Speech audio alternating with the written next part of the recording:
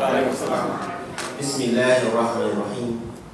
Alhamdulillah Rabbil Alameen. Wassalatu wassalamu ala Rasulil Kareem sallallahu alayhi wa sallam wa ala alihi wa sahbihi wa ba'd. Well, what do the young brothers do? They're going down to a workshop. Oh, okay. When I see them here, I wanted to prepare to talk to them.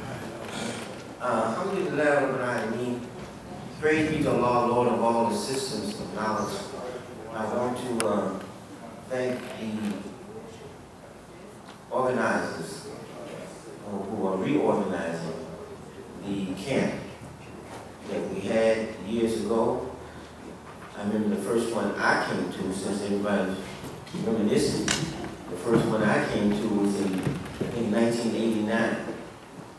And I was very, very excited about that, you know, seeing our families come together, work together, and learn together. And I just left Camp Khalil, not as a participant, but just to pick up my sons and one of my granddaughters from Camp Khalil in Houston. And being in that environment, you know, as soon as I walked in, it was dismissing, but all of the children were there. But you want to know the most important thing I saw? I saw Sister Laina dictating, moving down, Sister Tahida, Brother Ahmed, you know, these children that we saw years ago being trained, now taking charge. And I know the same thing happens in the Camp Khalil here in Florida. So there's a graduation, there's a great experience that is happening, that leaders are being developed from these camps, you know. And I was talking to, I know Brother Khalil, who's Maina's husband, you know, and I seen her boom, boom, shooting orders and things like that. I said, boy, you real strong. You deal with it. He said, brother, you just don't know. But I know. So the relationship that they have, husband and wife team working together, it was very wonderful to see that. And when I got the call from Dr. Nasser Ahmed, who is my good friend. I love him just like my blood brother. I love him even more. And when, as he said, I used to be a lieutenant in the Nation of Islam. And I was a lieutenant. I was very, very strict. I was a lawman. And so the Imam Warith Mohammed, Allah's mercy be upon him, when I decided to come into the ministry, you know, he told Dr. Nasser, Dr. Nasser was the direct assistant to the Imam Mohammed. And we traveled with him around the world, and he was booked by him. Like I was, I mean, being like a father texting, you know, take care of us. You know, Nasser told me he got beat so bad overseas, he just wanted to crawl up under the table. But he told Dr. Nasser, he said, you know, he said, Qasim got it. He just needed to be polished, which I did. I was very, very rough. Meaning that if you didn't do it, you got it. And Nasser had always been a polished dude. You know, he just, you know, let me tell you something about this man. We would be driving in Chicago going on Dawah, day and night, we be going all over. And he'd be driving, just driving real slow, you know. I said, why are you driving so slow, brother? We got to get to the, he said, this speed, man. Like that. I said, so you can move it up here? He said, I'm practicing being obedient. He said, this is what he told me. He said, I'm practicing being obedient. If I can obey these laws, I can obey the laws of God even more. You know, and just many other things that you may not know about him personally, but I know a lot about him in terms of his dedication and sincerity, you know, and I thank Allah for him. I want to talk on this subject here. I love the title of it. Whoever got together to talk about this title here, to sustaining the legacy of Imam Mohammed, tools for enhancing our family life. And this is a family ta'aleem, and let me tell you something.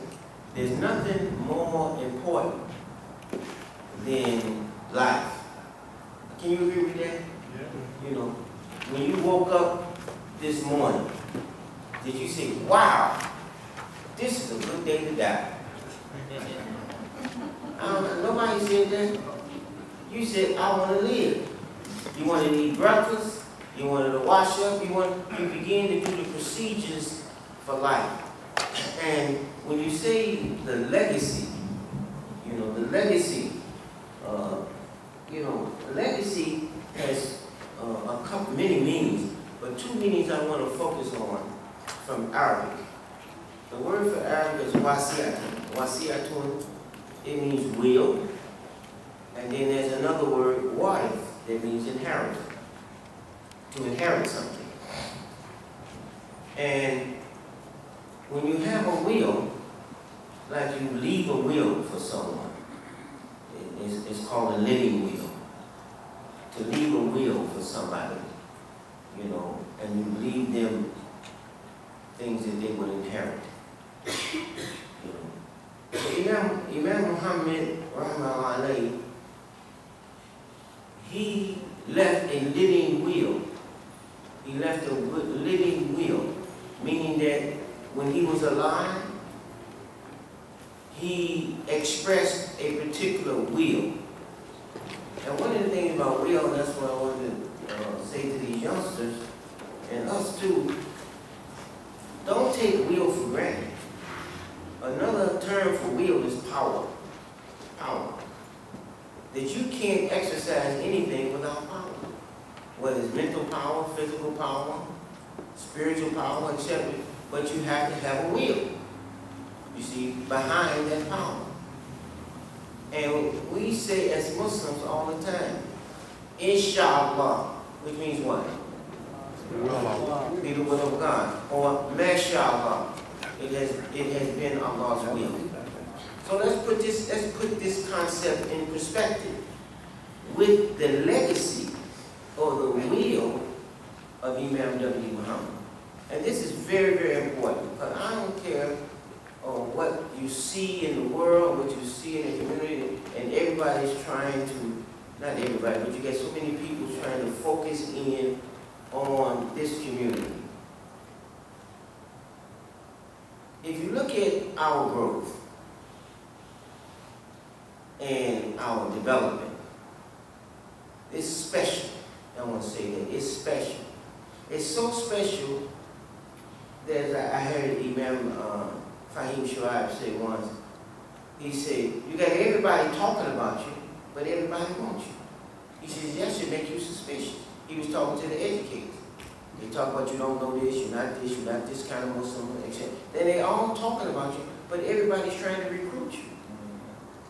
Why? What's in you that's so valuable that they need it? I was at a conference in Louisville, Kentucky, about 10 or 15 years ago, maybe 20 years. And it was a religious conference with a lot of Christian preachers there. And this one preacher got up and he gave a story, because it was dealing with preserving our youth, the life of our youth. And he gave this story. He said there was young boys in Africa that was shooting marbles. You know marbles. Most of us don't do marbles, but they little things we used to play. You know, bows over marbles and things. And they were shooting marbles. So these two business people were walking along, and they seen these kids playing with marbles. And they looked at the marbles, and they saw the marbles weren't marbles, they were diamonds. Because you know they got a lot of diamond mines in Africa. So they playing with these diamonds, just having fun with them. So they told the little boy, hey,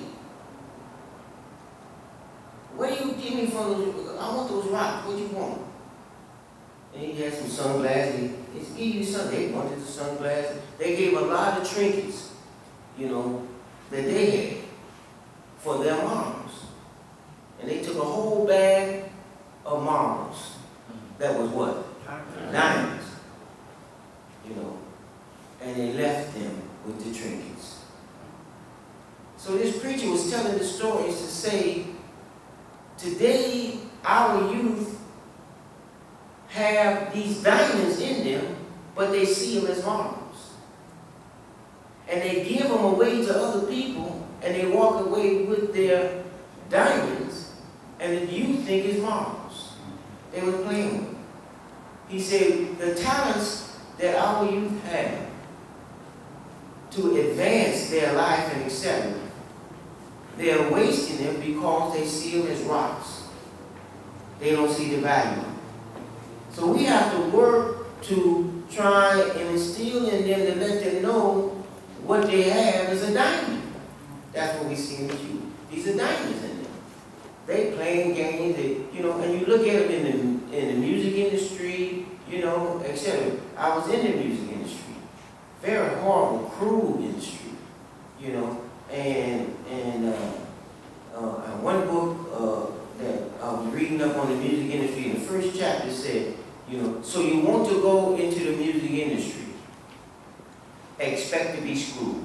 It's the nature of the industry. That's how it opened up. Meaning what? That in the contracts that they give, it lets you know you're going to be exploited. You have to sign it. We will exploit you, etc. You know. And you take somebody like Michael Jackson. He was one of the highest paid entertainers in the music industry because he got 23 cents on the dollar. For every dollar that he made, he only got 23 cents out of it. So who got the other money? The people that was promoting him and developing him. This is how our talent is. Our talent, what seems to be rocks and etc. Now, Imam Mohammed, if you really want to understand the value of his legacy, his life, his will, what he was able to do with us. Even in the Nation of Islam, his father, the Honorable Muhammad, did a wonderful job of going into the teen urban ghettos and extracting broken up people from wasted lives. I was one of them. Nasser was one of them. You know Malcolm, right? He was one of them. You know, some of you never read Malcolm's autobiography, but you read his autobiography. He was one that did drugs. You know, he smoked, he drank, pimped a little bit, you know, and he went to prison. I was in a discussion with an immigrant Muslim in the Carolinas once. We were